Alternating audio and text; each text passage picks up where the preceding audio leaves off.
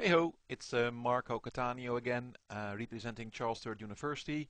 I'm the subject coordinator for ITI 597, the subject that covers IT service management. In the topic today, we're going to look at risk. How much risk are you willing to take? Risk. It says here, risk is defined as uncertainty of outcome, whether positive opportunity or negative threat. So risk is not always negative, okay? It can also be very, very positive, taking some risks. I'll give you an example. Here you've got a guy, you know what he's staring at? He's staring at his pot of gold. And he goes like, I want to get it, I want to get it. So he needs to get from A to B. And the fastest way to get from A to B, of course, is in a straight line. Now, unfortunately, there's one issue. There's like, he has to go over thin ice. He has to cross thin ice to get like as quickly as possible to the pot of gold. Now, there are two things he can do. He can say, okay, I'm going to take some risk and I'm going to jump over all the cracks and I'll get there like, well, in no time at all. Or he can say, well, sorry, I'm not really daring. I don't think it's a good idea to take all that risk because I actually may like go through and like, well, end up being dead, okay, like under the ice. So this is like the alternative route. And that's really what risk is all about, okay? Like how much are you willing to take the chance that the ice is going to like hold you or not?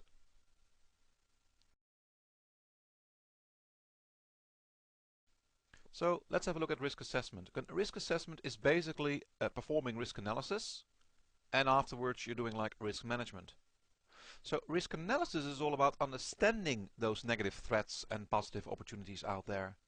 Think of the thin ice. The thin ice, if it's too thin, well, that's a threat because I may go through and lose my life. But of course, if the ice is thick enough, I can get to the pot of gold first, and it's mine. So that's the opportunity.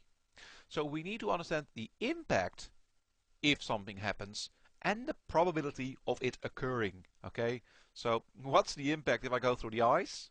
And what's the probability of me going through the ice, given, for example, the thickness of the ice? So risk is really a function, it's an outcome of both like the impact and probability. Now, once you understand your risks, once you understand like the probability of them occurring, those threats or opportunities, and the impact if they occur, then the next thing is like, hey, let's manage them. And I mention here like we have to allocate the appropriate risk catalyst. Because what you want, if there's a negative threat, like a negative risk, you of course want to go into risk mitigation. You want to prevent it from happening. But if there's a positive opportunity, you want to actually like, or almost like you want to enforce it, you want to make it happen. A catalyst is typically something that either slows down a reaction or actually like it increases the speed of the reaction. That's what a catalyst does. And that's also how you need to approach like risk. You either like you try to avoid it, or you try to mitigate it and reduce it, or you actually want to make certain things happen, especially in the scenario of a positive risk. So let's do a bit of an animation here on probability and impact. Let's create like a matrix. So here you've got a matrix. And on one axis, I'm going to put probability.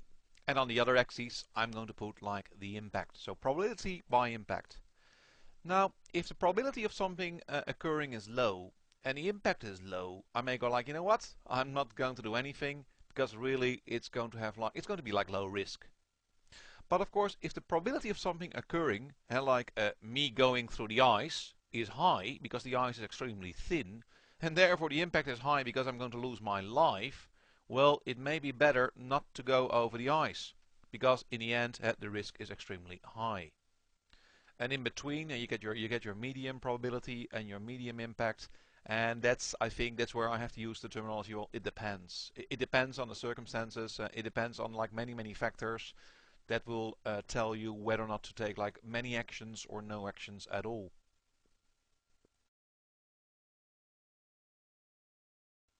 So as an organization, you definitely need to define a framework on how you're going to deal with risk in your own organization. And part of that framework will be like actually like analyzing your risks. And the first activity that is like part of like analyzing your risks is really like identifying them. So what are the threats out there and what are the positive opportunities? We want to make sure we make certain people like accountable, responsible to deal appropriately with those identified risks. We want to make sure we are able to actually evaluate them. In other words, analyze them. What's the probability of them occurring? And what's the impact if they occur? That allows us to calculate our risk. Well, once we know what the risks are, we can also start to determine acceptable levels of risk. So how much risk are we willing or can we afford as an organization to take? Last but not least, if you understand your risks, and you've analyzed them, you've calculated them, then you also need to identify some suitable responses. So what are we going to do? Are we going to, like for a file server that's likely to crash, and you may buy like a redundant file server. For a company that's likely to burn down, and you may get like appropriate insurance. So also understand the suitable responses to all the risk that exists out there.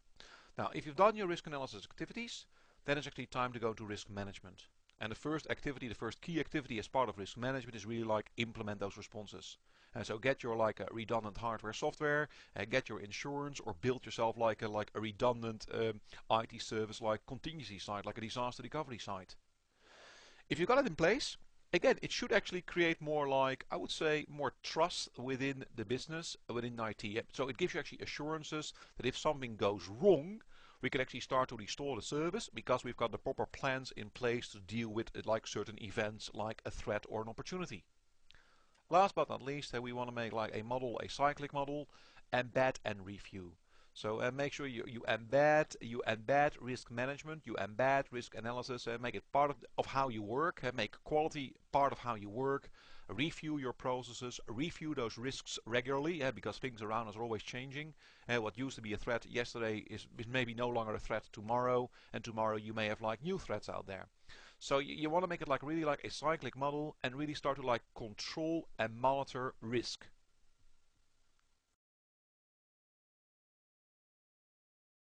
So it seems there's quite a lot of value coming out of managing your own risks. Fewer nasty surprises, better service delivery because risk management supports a whole bunch of other IT service management related processes. You're more proactive because you've got your plans in place, for example contingency plans. You've got improved decision making capabilities. Think of like the walking over the ice example. You had like path A and path B. Improved value for money because you're taking like risk appropriate responses and countermeasures. And there's continuous innovation because you're always learning from your own processes and you're continuously like fine tuning and improving your risk analysis and risk management activities. Yeah, practice what you preach. Hey, objective is to understand positive and negative risk. You're contemplating rolling out the latest version of a new popular operating system on all your servers and desktops. So what are some of the positive and negative risk associations? Some examples here. Positive, you're able to offer new services that your competitors can't offer as yet. And you may receive like an image of like being a leading business. Negative, you may have some portability issues because the older apps may not run on a newer operating system. And you may end up like bleeding, not leading, and you've got like lots of failures and outages of your systems because it doesn't work properly as yet. So try to add some more examples to the table. Have fun. It's time for another simple question. Hey, question. Which one of the following statements is correct? Answer A. Risk is a function of urgency and probability. Answer B. Risk always has a negative outcome. Answer C. Risk management precedes risk analysis. And answer D. Risk is related to threats and opportunities. I'll give you a couple of seconds and then we'll move on.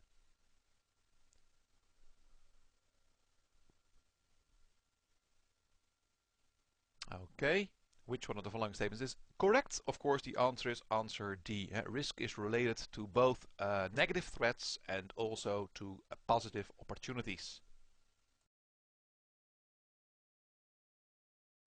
So what's the next topic? In the next topic, we're going to explain the concept of being a service provider. What does it mean?